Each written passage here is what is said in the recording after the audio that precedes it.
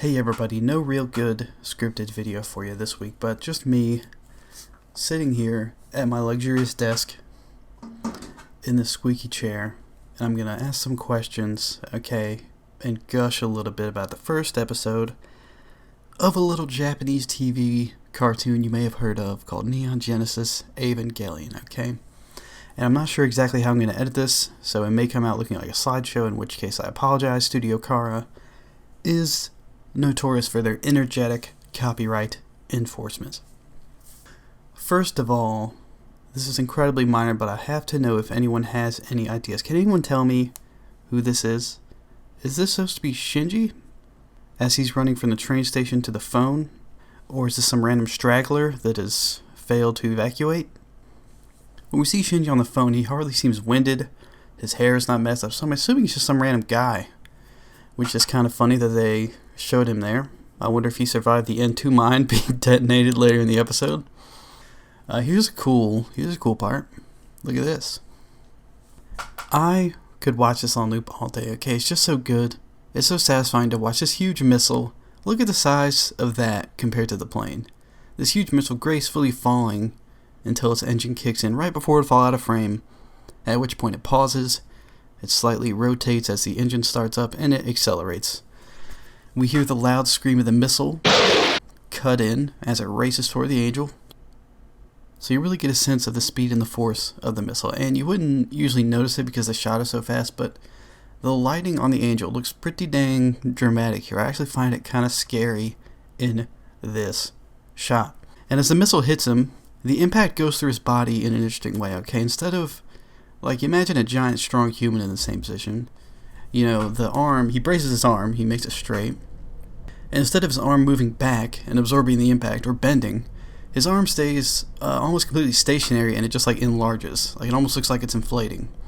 And the missile continues to accelerate into his hand, and he leans in and shreds it into 3 pieces. Magnificent piece of animation, beautiful.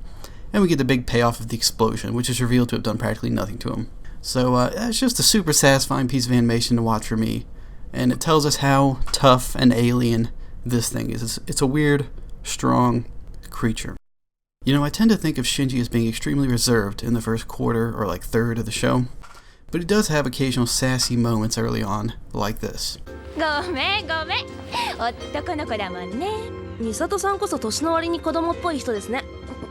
you ever noticed how many things are introduced via paperwork before being shown in this episode? We see Shinji's photo before we're introduced to him in person. Misato's face is also revealed in a photo first that Shinji has. We see Gendo, and even Shinji's opinion of him, via this letter before ever seeing him in person. Even Nerve is introduced to Shinji through this handbook before he enters the Geofront. And when Shinji meets the Eva, he's desperately looking in the handbook for information, and Ritsuko tells him it's not in there, but it's top secret, so. 探しても載ってないわよ。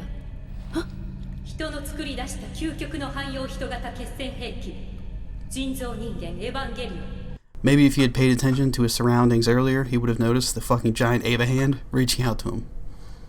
Now this here, obviously the most important scene in the episode, I love it.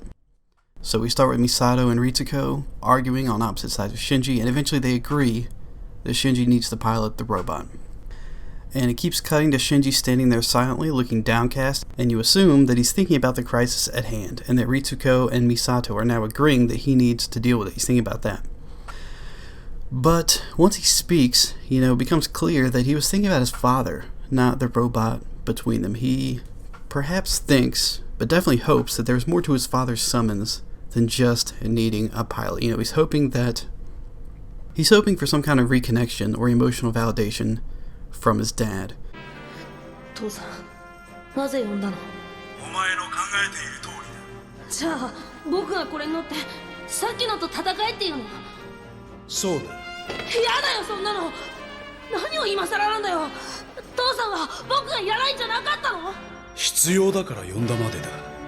Gendo is obviously cold in response, though. And in his questions, as he questions him, Shinji grasps for some form of affection or encouragement or anything that just acknowledges that, it's a father talking to a son right now. He wants any warmth to be brought into the fucking conversation, and Gendo does not give it to him. Instead of saying, I need you, Gendo says, I have a need for you, or I had a need for you. And when Shinji asks why he in particular has to do it, Gendo basically tells him he's his only choice. Instead of encouraging Shinji in the face of his doubts, reassuring that he's capable, Gendo says, you will be instructed. It's very cold. And he says these lines in such a way that it really undercuts any emotional validation Shinji is hoping to get. It's almost intentionally... Sometimes it feels like he's not just concerned with the mission so much, but he is actively being cruel sometimes, when I watch this scene. But Gendo has no patience for these things that Shinji is trying to get from him right now, and he gives him the ultimatum. He says, get in the Eva, or get out.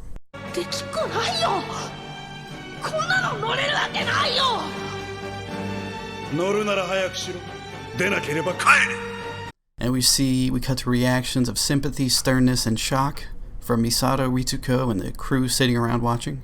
And it's cool that they focus on the crew. I just think about what they're thinking about. I wonder if they're, worried that all their grunt work maintaining the Eva is going to go to waste because no one will actually pilot the damn thing, and the Angel's going to destroy them shortly. The voice acting in this scene from Gendo and Shinji and Misato in particular is heartrending. Then we get this shot. Shinji's shoulders, they're tensed up. He's facing his destiny. And as we're running out of time, as the Angel is closing in on Nerve, will he run away? It looks like it. It looks like he will. So Gendo brings in Rei, and he calls Shinji a spare within earshot of Shinji, which is just brutal again. Rei.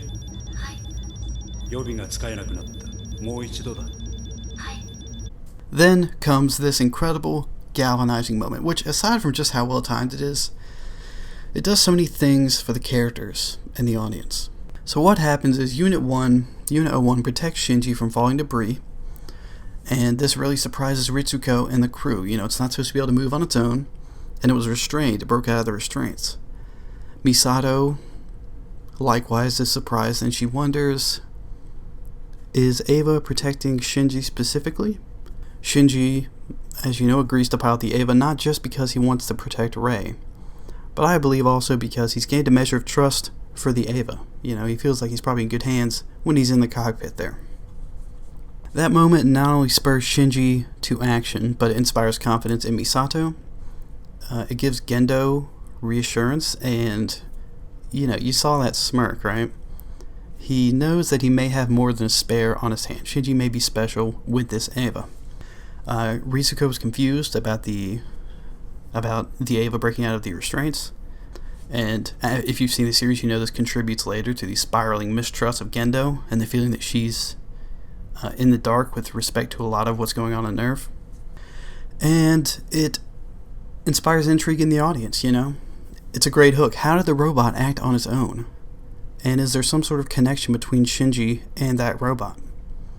Will the fact that it got out of control of Nerve be important later on? Perhaps. It's a great hook to get people interested in learning more about the Eva and to keep watching.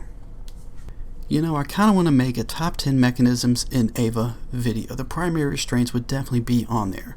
They're basically giant walls that hold the Eva in place. I like how they have stairs on them, so you get a sense of how massive the Evas are. I'm not sure if entry plugs are considered a mechanism, but they're cool too. I love the initialization process, how you can see the waves of light coming out from the bottom. It really gives the feel that there's some cool advanced shit going on. The show is great at believable, cool technobabble, including visual technobabble. Things that don't necessarily make perfect sense or that aren't explained that much, but just give an appearance of cool, advanced technology that you can sort of believe in. So we watch all these incredible mechanisms that Nerve has at its disposal. We see what's involved in just moving one Eva around and getting it ready to dispatch. We see how massive it is. There's hopeful music in the background. We see that Shinji has an unusually high sync rate. Need I remind you the likelihood of Eva even activating in the first place? 起動確率は 0.0000001%. We've also seen that Eva has power that not even the crew maintaining it and Ritsuko understand, so you're probably feeling pretty confident as Unit 01 shoots to the surface. This massive robot with some unknown power made with advanced technology, piloted by a kid who appears to be a prodigy of some sort. You're probably feeling hopeful. Then we see the Angel again. We're reminded of this sick moment.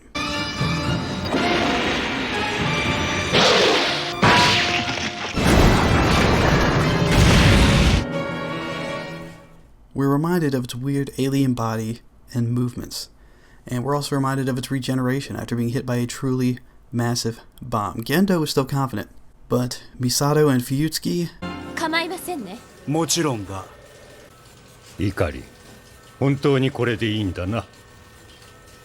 voice some nervousness. It really sets the stage for an exciting battle. The audience has got to be thinking the same thing that Misato says. シンジ君、死なないでよ。